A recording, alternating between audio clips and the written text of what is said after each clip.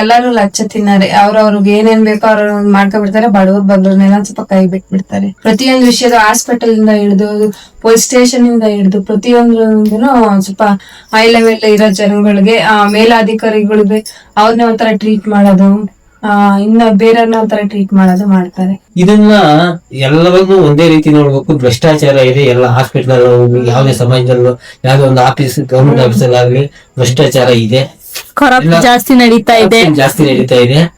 ಸರಿಯಾಗಿ ಯಾವ್ದು ಆಗ್ತಾ ಇಲ್ಲ ಅಂತ ಅನಿಸ್ತಾ ಇದೆ. ಸರಿನಾ?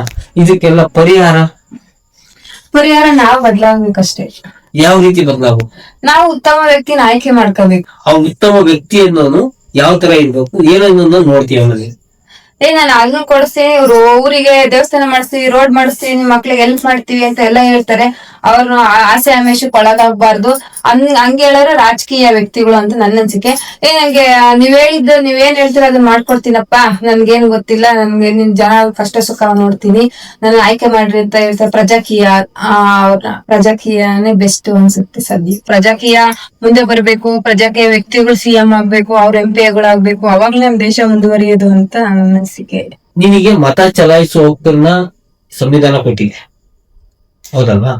ನಿನಗೆ ಒಬ್ಬ ಶಾಸಕನಾಗಿರ್ಲಿ, ಒಬ್ಬ ಗ್ರಾಮ ಪಂಚಾಯತಿ ಮೆಂಬರ್ ಆಗ್ಲಿ, ತಾಲೂಕ್ ಪಂಚಾಯತಿ ಮೆಂಬರ್ ಆಗ್ಲಿ, ಒಬ್ಬ MLA ಆಗ್ಲಿ, ಒಬ್ಬ MP ಆಗ್ಲಿ, ಒಬ್ಬ ಜನಪ್ರತಿನಿಧಿನ ಆಯ್ಕೆ ಮಾಡುವಂತಹ ಪವರ್ ನಿನಗೆ ಕೊಟ್ಟಿದೆ. ಅದೇ ಪವರ್ ಅವನನ್ನ ಕೆಳಗಿಳಿಸೋದು ಬೇಕೋ ಬೇಡವಾ? ಬೇಕು. ಅವ್ನು ಕೆಳಗಿಳಿಸೋ ಪವರ್ ಪ್ರಜೆಗಳಿಗೆ ಬೇಕು. ಪ್ರಜೆಗಳಿಂದ ಪ್ರಜಾಕೀಯ, ಪ್ರಜೆಗಳಿಗಾಗಿ ಪ್ರಜಾಕೀಯ, ಪ್ರಜೆಗಳಿಗೋಸ್ಕರ ಪ್ರಜಾಕೀಯ, ಮಟ್ಟ ಹಾಕಲು ರಾಜಕೀಯ, ನಮ್ಮಿಂದ ನಮಗಾಗಿ